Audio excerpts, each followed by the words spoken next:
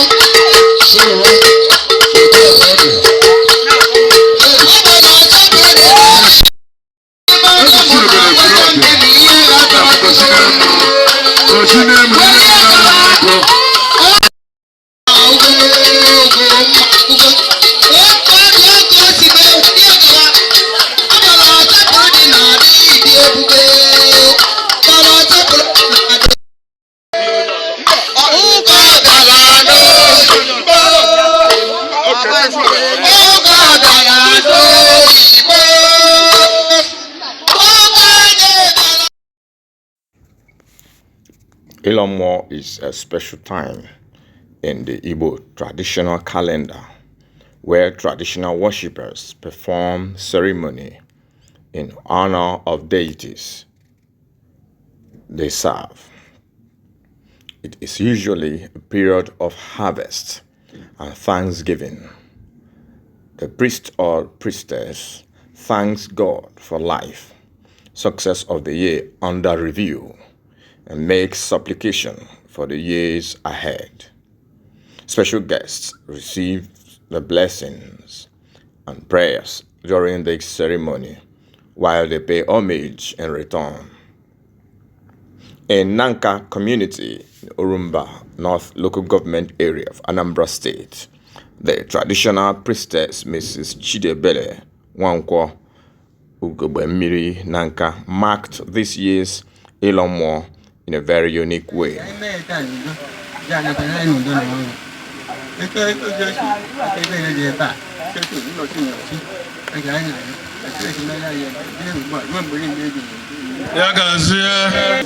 Biko even na na-eme Chineke onye izuzu anyị ka Chineke ọjọọ anyị ji n'aka na ibe a na-ekwu okwu ya anyị ji nwoke bịara ebe a ihe ọma ji emeri ya nwaanyị bịara ebe a ihe ọma ji emeri ya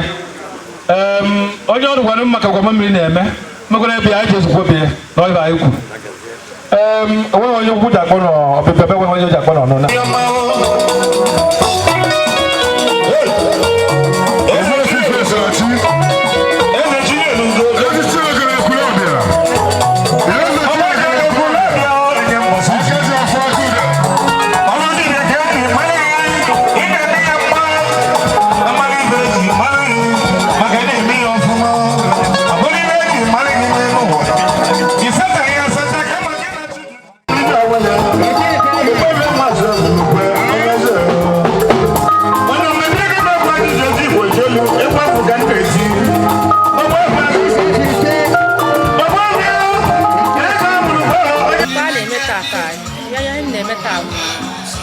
mmụọ ka m na-alọ mmụọ niile ndị were eme dibịa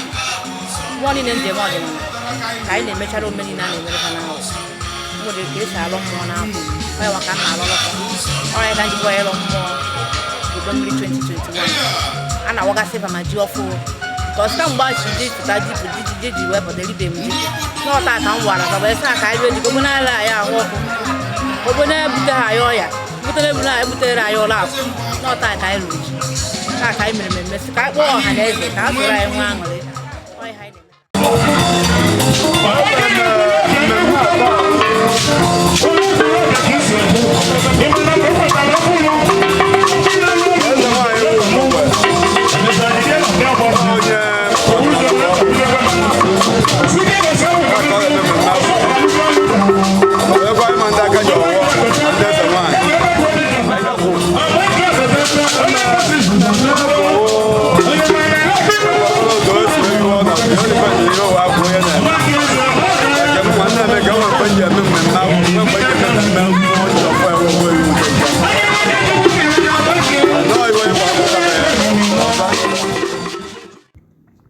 Her event had attracted in numbers chief priests,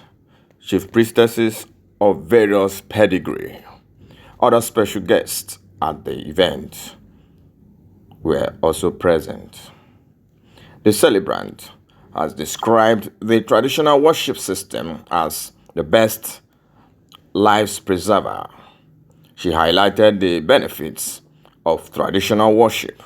which she associated with longevity, decent society, peace, and progress. She, however, described in details the connotations of the terms Ezewanyi, otherwise known as chief priestess, which has been misunderstood by some in different quarters. She threw more light into the full traditional worship and the greatness thereof. Especially ndị nwekọrọ okpukpe anyị nọ na ya ka emepe ife anya ka ha fụ ụzọ because a lot of people esigo n'ọrụ a gbasara ọrụ a wee gafee wee si na ihe gbasara ọrụ a wee nwụrụ because na ha jụ na ha ya ha arụ ya wụrụ ọ ndụmọdụ na-enye ndị mmadụ ka ha kwesị ike onye asị n'ọrụ mara ya ka ọ dịsi ike na ọ bụghị ihe ọjọọ ka ọ bụ n'ebe anyị n'ọkpụtọrọkpọ ihe ndị na-anaghị ha hapụrụ anyị ọ ndụ ka ọ bụ omenala ụzọ omenala ndụ ndụmọdụ nne ya ha onye ọbụla na-ezi anya onye ọbụla na-emezi onye ọbụla na-eme ihe dị ya na-esokwa mmụọ onye ahụ ada anwụ n'ike ada ewenye n'ike ọ ndụmọdụ na ndị mmadụ onye ọbụla na-eruwe anya were ọkpa kwa ihe dara mmiri ndị obi wedị na ndụ ha ebelata oke ọnwụ mmemme tata bụ mmemme ịwa ji maka na abịa n'ọnwa aka nọ na ya bido n'ọnwa Septemba gbadatawakwa n'ọnwa Ọktoba webanyekwa Nọvemba ọnwa alọmụmụ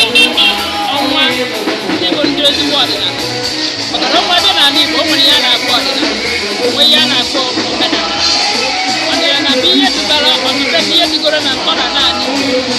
adị abịa n'ọnwa ndị a ọnwa ejibere alọ mmụọ ọnwa eji agwa ji ọnwa eji agba agwụ ọnwa ejibere emedo mmụọ dị so ihe anyị bịa tata bụ ọnwa ịgba agwụ ịgwa ji mere anyị wee bịa ebe a wee nwaanyị Ugogbe Mmiri na-eme ihe ndị mmiri ọhịa anyị wee bịa ka anyị gwara iwu oke ọ kpọrọ ya ịlọ mmụọ nwere ike ịkọwara ihe wee ịlọ mmụọ ime ihe ịkọchi ihe eji eme ngwụcha ụmụ nwoke ngwa na-eri ụmụ nwaanyị na-arụ mmụọ ma taa daalụ sa biko ka ebe ị na-ekpere ugegbe taa ebe na-ekpere Ugogbe Mmiri tata bụ ihe ọ na-eme ahụhụ nwa obere ibe ka ọ n'onwe ya na nke ahụ mbido ka ọ na-eme ruo ya abalị ya ezinụlọ ya dị mma ihe ọ na-eme omecha anya bute ọya omecha anya ọya dee ihe a niile ihe ndị Igbo ji enwe festival nnọkọ ya agarị ya olu ahụ ọzọ ya eme na nke ahụ ọzọ ga-amabụ nke ahụ dị mma nke na-etie ya amabụ na-awụ osimiri Sofia nwanne ọnwa ekwu mụ na ewe ji ya dụwa okpere na-ekpere Ugogbe Mmiri Nanka okpere na-ekpere ya bụ na ọ ya na-aga n'ihu ọ gbara na arụ nwa bụ obere ka arụ ọzọ ọ ya akarị maka na akwụ ya akpatara ya nwa onye ihe ihe ọma dị iche ọ bụrụ na ọ na-agụ 1,000 ọ ebido gụwa 2,000 gụwa 1 million ise ọzọ na-abịa na ọ ya akarị ise ọrụ ọ na-arụ ya na-agazi abịa ọ na-arụ ya na-agazi ihe ọma ka na-ekwe n'aka isi ya iji ya eme ire na ya emekwana ya eme ejika gwara ọdịnala bụ ife dịbara na be anyị dịka ntọ na naanị Igbo si were dị onye ọbụla na-eme omenala bụ onye ya bụrụ anya maka na a sị na ọdịbe ndị na-arụsi ọrụ ike na ndị nwere na mba na-eghere mba dị ya bụ ihe ọbụla dị na anaba anyị a bụ otutu si wee dobere anyị ka anyị si wee na-efe ya and onye ọbụla hapụrụ ihe Chukwu dobere anyị ka anyị si otu a wee fee ya wee jefebe ihe ọzọ bụ mmụọ ndị ọzọ ọ ya bụ na ya na Chukwu amaghị na anyị ife na-agụra ndị mmadụ bụ na onye ọbụla bụ eze nwaanyị maọbụ onye ọbụla bụ eze nwoke bụ onye Chukwu kpọrọ oku ndị ahụ bụ ndị nwere divine calling iji wee zọpụta ndị nọ n'agbụ dị iche iche maọbụ iji wee nye ntụziaka otu mmadụ na chi ya esi wee dị na mma na mmụọ niile ihe wee bịa o nwere ife dị iche na onye na-arụ ọrụ na-azọpụta ndị mmadụ nwere ife dị iche na onye bụ amoosu ọha bụrụ dibịa bụ onye na-azọ azọ dịka o si wee dị na dibịa oyibo ka o si wee dị na dibịa maka na onye ọbụla bụ dibịa bụ onye na-azọpụta mmadụ onye ọbụla hapụrụ ihe aha chie kpọrọ ya wee mebe ihe ọzọ onye ahụ bụrụ dibịa onye a bụ amoosu onye ndị a ka a na-akpọ ndị na-aṅụ ọbara mmadụ ihe ọbụla dị na-etiti ọbara mmadụ abụrụzi abomination n'ala Igbo maka na abịa n'ala Igbo aja ana na-asọ igbu mmadụ aja ana na-asọ igbu mmadụ so mgbe ọbụla ịgbapụrụ ọbara mmadụ ọ bụrụgo nsọ ala so onye ọbụla hapụrụ nsọ ala anaghị edobe nsọ ala wee na-emezi ihe ọzọ na-egbu mmadụ onye ahụ abụrụ onye Chukwu kpọrọ onye a bụ onye na-alụ onye a bụ ihe a na-akpọ ekwensu ahụ a na-ekwu onye a bụ ikwu ụgwọ ọ dị na ndị na-eje ụka ọbịa ọ dị na ndị na-eme ọbịa so ọ sị na ka onye na chi esi wee kweta so ihe na-agba ndị mmadụ bụ gịnị na onye ọbụla ọ bụrụ dọkịta ma ọ bụ dibịa imam ma ọ bụ dibịa nwoke onye a bụ onye nwere ọkpụkpọ oku dị iche ya ọ bịa n'olu ndị bekee asị na divine calling iji wee zọpụta ndị mmadụ kụziere ndị mmadụ ụzọ ha ga-esi ka o wee dịrị mmadụ mma. Daalụ.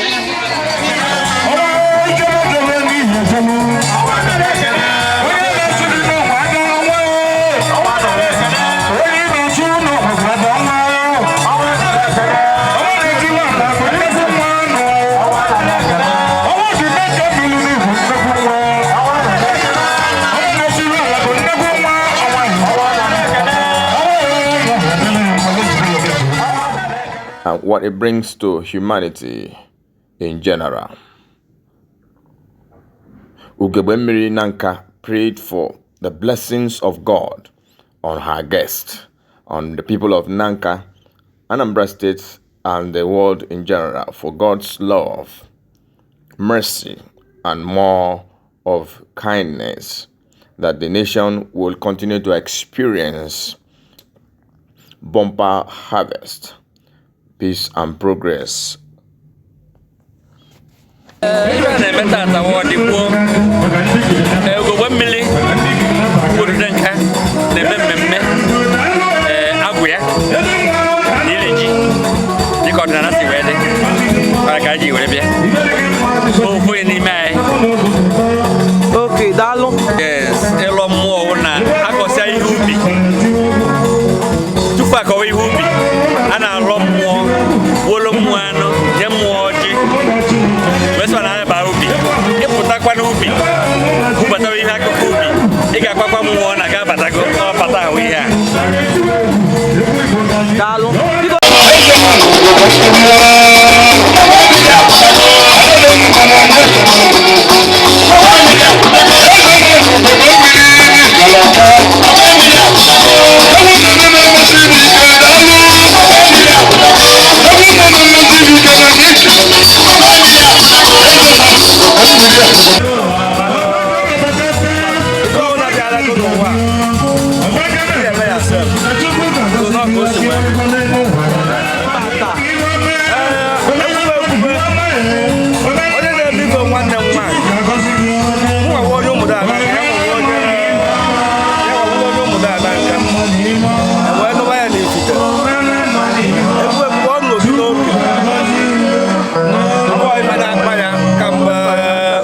Kpala ya wee ghọta onye ọ bụ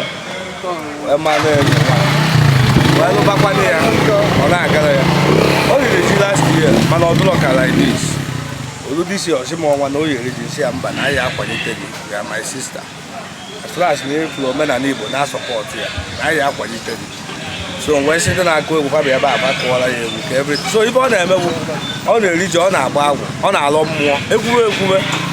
ife ndị Igbo na-akpọ ịwaji wee ịlọ mmụọ. Gịnị wee ịlọ mmụọ? Ịlọ mmụọ wụnụ ịmụ ife dị n'ụwa a na-awụ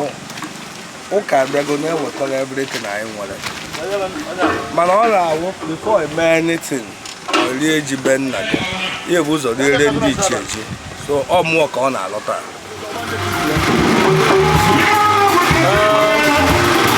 Ọ bụ ọdịnala ka m na-alụ ihe ọ dọbara ebe ataba mụ anyị gbara onye otu anyị Ugogbe Mmiri ebe ya wee mgbe ọ na-eme ebe ihe ka ahụ ọbụla ka ọ na-eme maya ka anyị ji wee bịa etu ọzọ ka ọ na-alụkwa anyị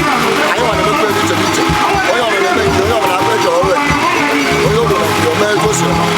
maya ka anyị ji wee bata ọ ọbụza mmadụ aka ọ na-emeri taa ọ ya bụ ịrụ mmụọ ọ na-akpa ịgba mmụọ ọ na-akpa ime mmụọ ọ na-akpa inye mmụọ ndị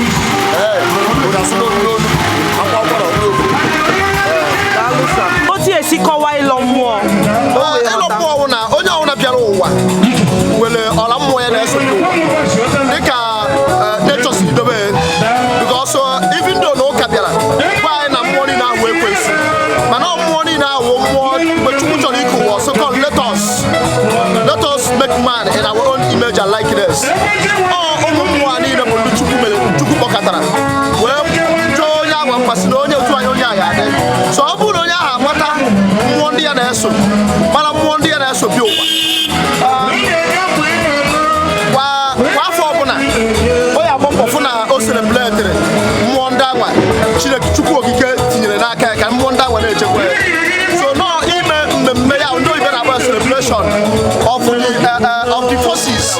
na-esobi ụwa ife ọ na-eme n'ụbọchị taata dịka nnukwu o si eme eze nwanyị Ugogbe Mmiri Nanka pụrụ a sị na onye mara chi ya mara ya maka na onye mara akara aka o ji bi ụwa obodo ribe ife na ụbọchị taata anụnwa Ugogbe Mmiri Nanka ọ nwaanyị ka ọnwụ na onye ije dị na-akụgharị ọta na-ebegharị akụ maka ife nkụsasị na ife mgbasasị ụwa mana mgbe oge juru chi ewere mere ya ebere ya wee chọpụta akara aka ya wee akara aka isi na ọnọdụ ọdịnala Igbo were sọ ndụ so ebere na ebere tata wee ebe ọ bụ na ọ chọpụtara akara aka ya wee kweta ime akara aka ya ahụ na-abụghị ihe eji emegide nwoke ma ọ gbuo nwaanyị ana m asị na ọ ga-arụ ya na mma ọ ga-arụ ya rụka ya nka onye ọbụla batara be ya ọ na-azọ ndụ ọ ga-azọta nke ọ ga-eme ya bịara ya mana nke ọbụla ọ ga-awe emechaa akụkọ kwatara ya ga-abụ ebe ọ ga-awe emechaa ya na akara aka ụwa chi enyere ya ọ ga-achịka ya nka ọ ga-aka nkata atọ ọ zụchaa ụmụ ya zụọ ya ya kasịa ga-abịakwa ya afọ ọzọ onye ọdịghị ma ya nye ohere ihe ọ na-eme wa ọdịgbo ọtụtụ n'ime otu anyị na-eme ya ana ọ na-agaziri ibe so etu o mere nke atọ ọ gaghị ahụ ya abịa ihe mere ebe a dị m mma bikọs na nwanne m nwaanyị Ada Nanka ka ọ bụ bụrụ member of Godal religion nke mbụ onye isi ụmụ nwaanyị Godal religion ụmụ nwaanyị so ihe mere taa dị mma ọ gazi n'ọfọ ọdịnala anyị ka anyị na-eme omenala be nna anyị ka anyị na-eme and omenala ụka ọ dị mma ka anyị na-eme onye ọbụla bịara ebe ekpere anyị na ọ ga-adịrị ya mma anyị na-eto ekpe n'isi Ugogbe Mmiri taa na nke o medisi dị mma mana nke onye na-ahụ ọzọ ya akarị na ọ bụrụ na ewu ka o gburu isi ọ ga-egburu anyị efi n'efife ọ bụrụkwa na efi ka o gburu ọ ga-egbu efi na abụọ so omenala anyị bụ na ọ ga-adịrị ya na mma omenala ga-adị mma taa ihe dị ime ebe a tata bụ na nwa nwaanyị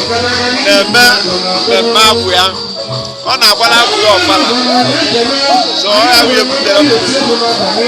wee sị ka m bịa nọnyere ya ọ bụ ya Ilo Nmuo ọ ya wee Ilo Nmuo fete Ilo Nmuo otu onye amaghị ihe Ilo Nmuo bụ ihe a na-akpọ Ilo Nmuo bụ oriri ji iri ji ọkụ ọ ya bụ alọ mmụọ daalụ biko ka ekpere na-ekpere nwa gị nwaanyị taa ekpere m na-ekpere bụ ekpere ogologo ndụ na-arụsi ike ife akwa na ife enwe nchekwa ezinụlọ ya daalụ biko okwu ị na-agwa ndị Igbo ka e wee na-akwado omenala Igbo ibe m na-agwa ndị Igbo gbaa gburugburu bụ onye ọbụla mara sụọ asụsụ amụrụ ya ya ma omenala obodo ya because na ịbịa kịta afọ ibe na-eme kịta Igbo tụpụrụ omenala ba na-eso omenala ndị ọzọ so mgbe na-asịba onye ahụ na-achite omenala enwere omenala nwee ọdịnala ihe nke ọ na-eme kịta ọdịnala ụmụ omenala nwere ka ndị si eme ọdịnala ọdịgbo maka omenala enwere ike icheji ihe echi ị gaghị echeji ọdịnala so ọdịnala ka ọ na-eme ihe dibịa